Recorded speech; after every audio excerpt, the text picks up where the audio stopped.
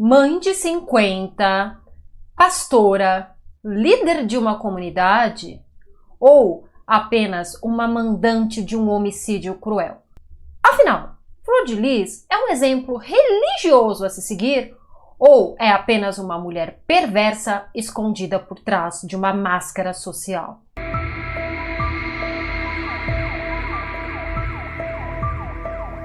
Olá, sejam todos muito bem-vindos ao canal Rita de Cássia Crimes e Mistérios.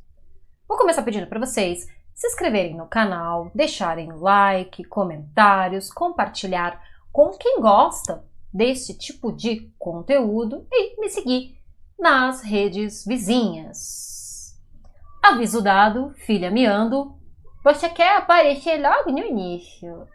Alô a todos! Feliz ano novo! De novo! Gostosa da amor! Olha que hoje ela tá das aparências, quer aparecer toda hora. Bem, recado dado, a dona do canal já fez aqui o desfile da feminilidade é boa, não sei se essa palavra existe, dela. Um caso que eu já queria trazer há um tempinho para vocês aqui no canal. E eu acho maravilhoso nós começarmos aí o ano de 2025, que é o caso da ex-deputada e pastora Flor de Lis. A Flor de Lis, ela nasceu num lugar muito pobre ali do Rio de Janeiro, na periferia, na verdade, do Rio de Janeiro. E teve uma vida muito sofrida, ela teve um breve primeiro casamento, o qual o marido batia nela e ela ia conversar com a mãe. A mãe falava: filha, é normal, tem homens que gostam de bater quando vão ter relações íntimas com as mulheres. Enfim, ela veio sofrendo aí por estar no meio dessa violência. Ela se forma como professora de Fundamental 1, né, no antigo magistério. Teve essa união com esse homem. Teve aí dessa primeira união, desse primeiro casamento, 3 filhos legítimos, a Simone, o Adriano e o Flávio. E a Flor de Lis, no decorrer aí da vida dela, ela começa a fazer muitos atos de caridade, ela intensifica mais a igreja dentro da vida dela, então ela começa a resgatar crianças das ruas. Inclusive, ela conta em entrevistas que ela resgatou algumas crianças do antigo massacre da Candelária, que aconteceu aí entre a década de 80 e de 90, se eu não me engano. Ela teve ao todo aí 50 filhos, os quais ela dizia ser uma mãe afetiva, uma mãe adotiva. Neste tempo, segundo Flor de Lis, ela conhece aí o seu segundo marido do casamento mais duradouro, que é o Anderson. E a partir daí, ela começa a estourar dentro do mundo gospel, sendo uma cantora muito conhecida aí dentro da música evangélica. Seu esposo administrava a sua carreira. A Flor de Lis se torna pastora dentro desse meio tempo, uma das deputadas mais votadas do Rio de Janeiro. Então, não só no Rio, mas em Brasília também ela já pegou aí uma grande notoriedade dentro do Brasil e etc. Até o fatídico junho de 2009. Segundo Flor de Lis, ela sai com o Anderson para namorar e os dois dão um passeio, namoram, ficam juntos, trocam juras de amor. E quando eles estão voltando para casa, primeiro chegam ali na garagem da casa onde morava a Flor de Lis e os seus 50 filhos, junto com o pastor Anderson. Ela entra primeiro carregando os sapatos na mão e conversando com um ali dos seus filhos afetivos. Quando, segundo Flor, ela escutou 6 tiros.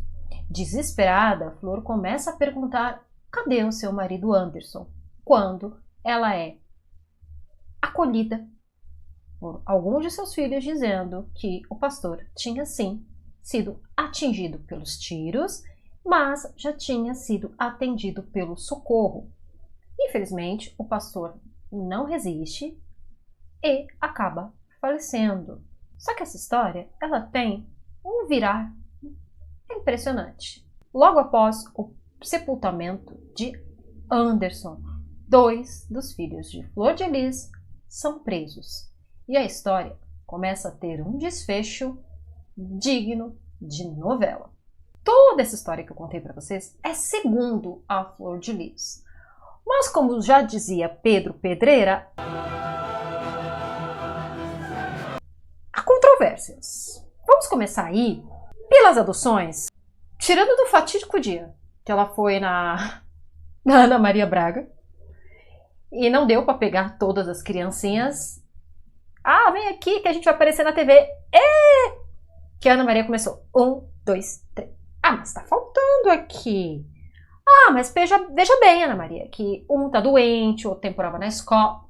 Como funcionavam essas adoções? Vou lembrar só uma coisa. O meu intuito aqui não é ofender ninguém, não é nada disso. Muito menos, né? É fazer pouco caso da vítima. Me entendam bem. Longe aqui do canal. Mas, como funciona uma adoção no Brasil? Você precisa legalmente adotar uma criança. Não ver a criancinha bonitinha e levar para você. E por trás dessas adoções, que nós falamos aí que a antiga adoção a brasileira, eu pego você e te registro no meu nome e no nome do meu marido, sem ter aí um trâmite legal. Essas jovens que eram adotados pela Flor de Lis, primeiro que eles... não sei como eu vou falar isso sem ser delicado. Os escolhidos por ela eram, a maioria, os que chamavam a atenção dela mais pelo físico. Então, ela dava um banho nesses garotos. O que ela escolhesse ficava com ela. Se ela gostasse, aquele garoto, ele teria privilégios dentro da casa dela. Por exemplo, um dia aquele garoto, vamos lembrar garotos, tá? Não são homens, né? Ele não queria ficar com ela. Vocês estão entendendo que eu tô falando ficar. Ela rebaixava aquele garoto. Ah, você dormia na cama quentinha comigo? Então, amanhã você vai dormir sentado na cadeira da cozinha. Pra nunca mais você me dizer não.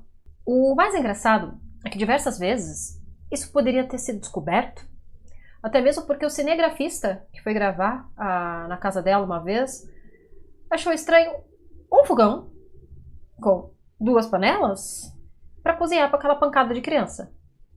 Mas ali, né, o cinegrafista início de carreira ficou quietinho, não perguntou nada. Essas adoções eram ilegais, a maioria desses jovens tinham que ter relações com ela.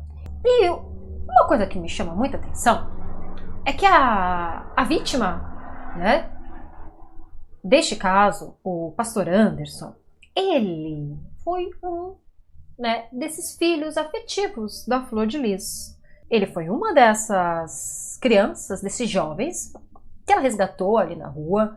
Pra vocês terem uma ideia, eles ficam ali no Jacarezinho, no Rio de Janeiro, que é um lugar bem carente e um lugar de bastante violência.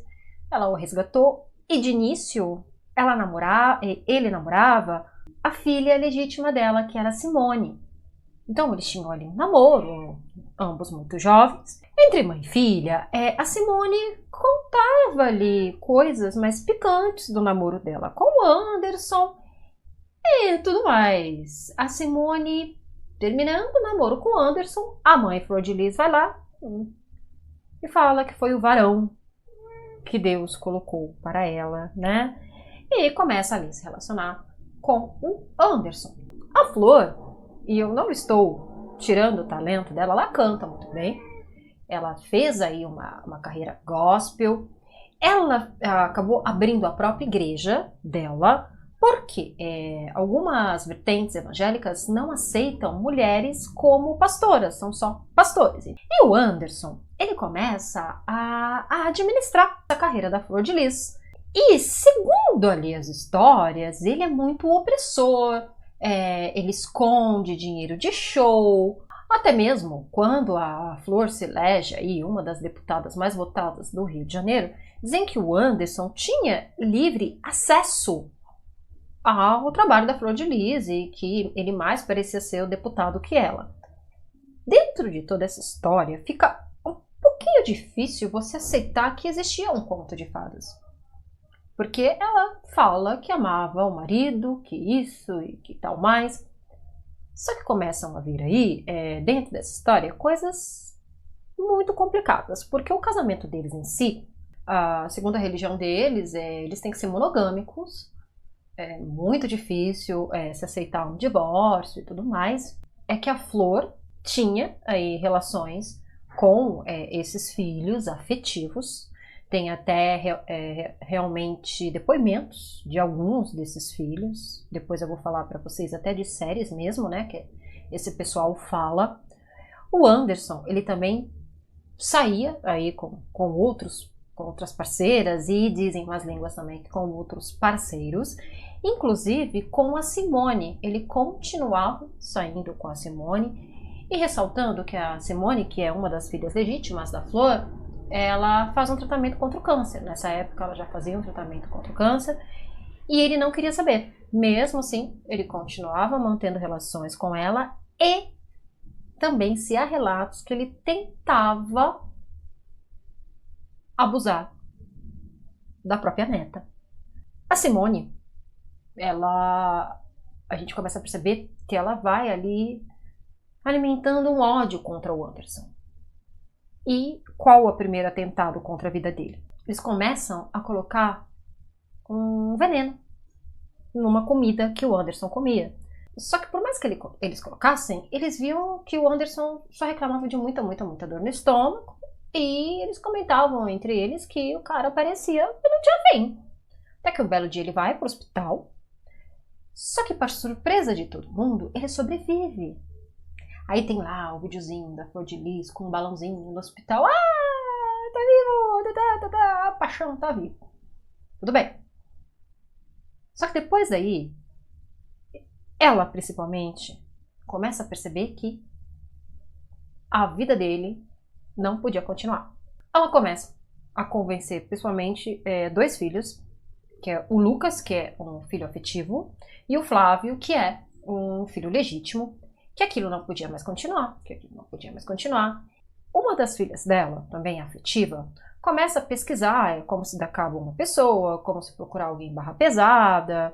Aquelas pesquisas muito inteligentes de você fazer no seu celular, sabendo que a polícia vai poder te rastrear a qualquer momento. Mas, enfim, joga ali com o emocional, principalmente do Flávio e do Lucas, falando em mensagens. Esse traste não pode continuar nas nossas vidas. Na noite aí de junho de 2019, como eu falei para vocês, ela está chegando com o Anderson em casa e para essa filha é mandado o que a polícia considera um código.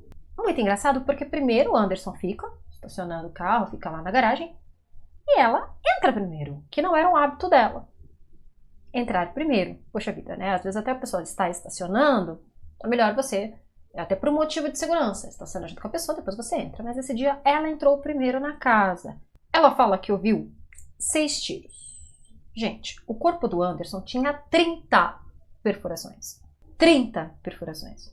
Como você está praticamente no mesmo ambiente e você não escuta 30 tiros? Segundo ela, ela diz que era normal ali na região, porque na rua de baixo sempre havia tiros, mas, gente, como ela ouviu só 6 e foram 30?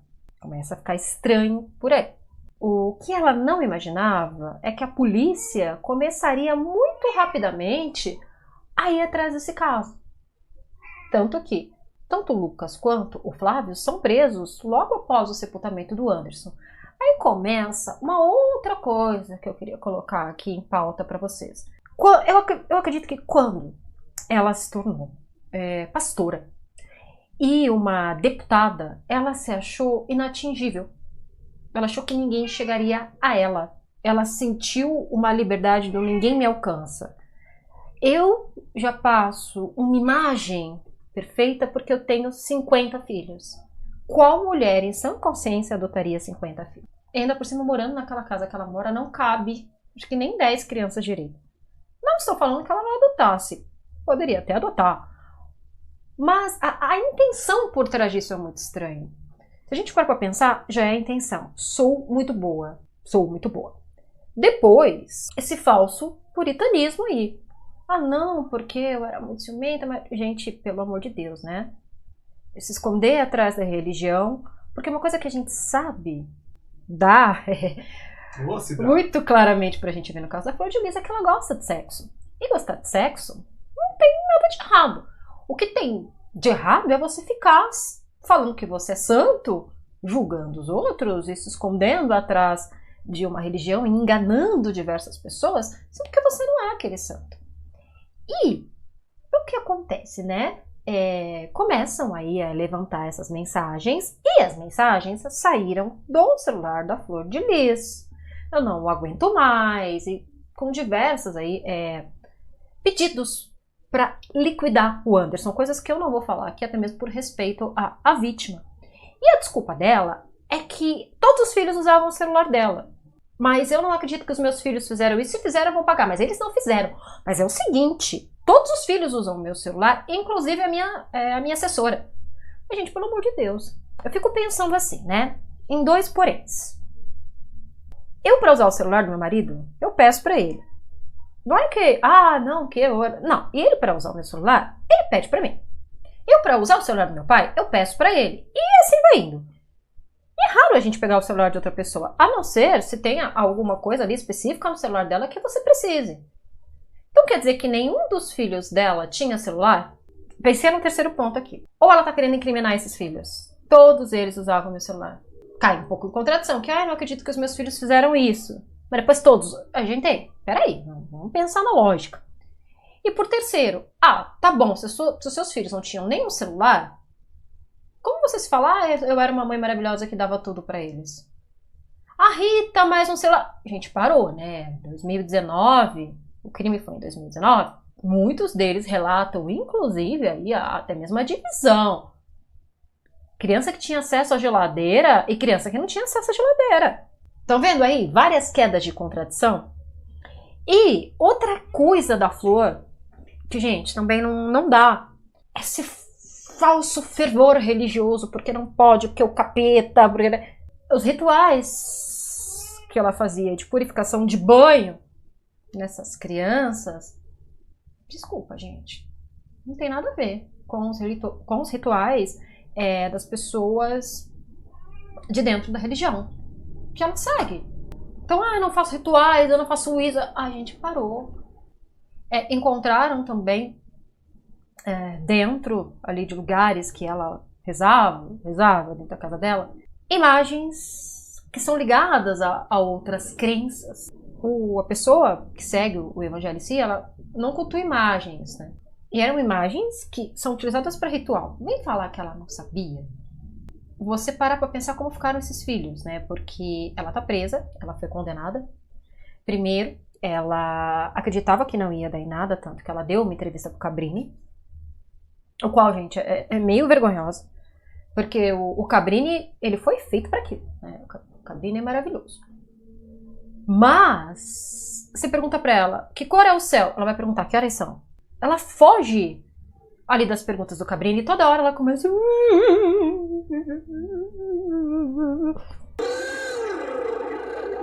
Ela foi condenada, tá? Primeiro, houve ali uma votação se ela continuava como deputada ou não. Porque ali, se ela fosse deputada, ela não podia ser investigada por crime, não podia ter nada, tá? Só que ela perde a candidatura. E a partir dali, ela começa a ser investigada como uma civil, uma cidadã comum. Ela não acredita, também ela acredita que ela vai sair pela porta da frente da penitenciária e é o que não ocorre. Ela é condenada, mas ela teve filhos também, que a Simone e, se não me engano, o Flávio, que estão presos. O outro filho afetivo, ele acabou sendo inocentado, né, porque teve todo um desfecho aí em cima dessa história. E até hoje nós temos aí primeiro a casa que abrigava aí essas 50 crianças, que era uma casa financiada, cheia de dívidas, com um bando de gente lá que fica uma olhando para a cara da outra.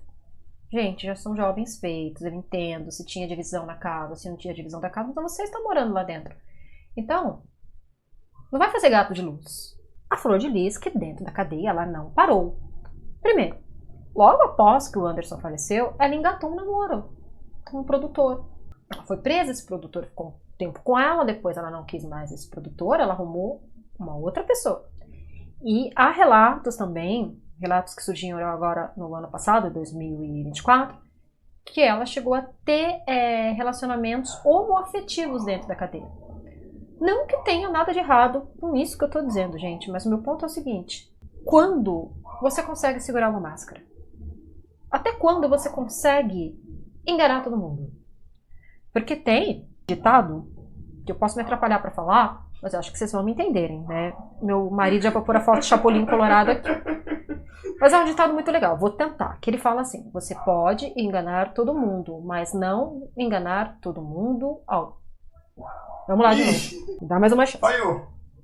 Você pode enganar todo mundo, mas não pode enganar todo mundo a todo tempo. É complicado, mas o que deixa a gente indignado é que você tem boas pessoas dentro de todas as religiões, mas aí você encontra uma pessoa ruim e que acaba mentindo aí, tendo essa cara de pau. Sugestão de série pra vocês. Na verdade, gente, falando de Flor de Lis, né, tem o livro do Liz Campbell, que é genial, que é da trilogia das Mulheres Assassinas. Tem o próprio filme da Flor de Lis, que vocês forem procurar na internet, vocês vão dar umas risadas boas. Que é a Flor de Lis, a grande mãe lá. Ai, ela de jardineira lá, com o macacãozinho de jardineira, eu acho que vocês sabem quais são. Somente a galera dos anos 90 aí vai saber. Com um bando de criança que... Ah, gente, parou. Gente boazinha demais. Tem alguma coisa errada. Meu povo, somos equilíbrio. 50-50. E as séries, né, aí dela depois, você tem uma série da HBO, que eu não sei se ela pagou pra fazer essa série, se foi a advogada dela que pagou, apesar que ela tem uma excelente advogada, né, mas que é a Flor de Lis, não fui eu, ela pega, ela vai lá na lápide, né, do esposo, ela fica batendo assim, por quê? Por quê? Gente, meu Deus! Desculpa, a escola Schwarzenegger de interpretação, de tão ruim que não dá pra convencer. Então esse da HBO, ele não é assim tão... né? O pessoal fala que eu puxo o saco da Globoplay. Puxo quando o negócio é bom. Não estou puxando o saco, na verdade, né? Me expressei mal. Mas vamos dar os méritos a quem merece. Já o outro documentário dela na Globoplay é fantástico. Porque aparece realmente ela se defendendo, mas também aparece a outra versão da história. Principalmente as vítimas. Porque, gente, você tirar uma criança que já tá ali numa situação de rua, levar para sua casa, para fazer isso com ela, colocar ela numa divisão, os meus filhos têm acesso à geladeira, você não. Algumas crianças serem iniciadas ali sexualmente, às vezes, porque não tem maturidade para isso. Imagina como tá a vida de algumas dessas pessoas que ela fez isso. Ninguém pensa, né? A Flor de Lis, ela sempre vai ser uma personagem aí muito polêmica dentro da literatura criminal brasileira. E vamos lembrar aqui sempre o recado que eu vou deixar pra vocês. Você viu alguém muito 100% bonzinho, muito 100% eu sou a Mary Poppins? Desconfia. Tem alguma coisa de errado. Todos nós temos os nossos pós e os nossos contras.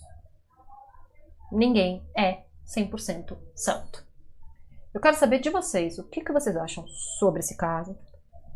Algumas partes aqui do Anderson, eu prefiro não falar mesmo. Eu sei que ele também não era santo, mas não tá aqui para se defender. Então tem coisas que eu procuro não falar em respeito à vítima, em respeito à família da vítima. Mas eu quero saber o que vocês acham desse caso. Deixem aqui nos comentários para mim. Sugiram casos também, né? Deem sugestão aí de casos para que eu possa trazer aqui no canal para vocês. Me sigam nas redes sociais, compartilhem, curtam bastante. Tem vídeo todo dia, shorts e vídeo longo de quinta-feira. Oi, gente. Oi, Briquete. Deixa eu me Briquete, olhar. Gostosa da mamãe, ela deixou pelo no meu nariz. Nossa, gente, olha, ela tá caindo pelo, hein? Ela sempre troca de pelo nessas estações assim mais quentes. Então, gente, eu vou ficando por aqui. Não esqueçam, vídeo todo dia. Vídeo mais longo de quinta-feira. Um grande abraço para vocês e até mais.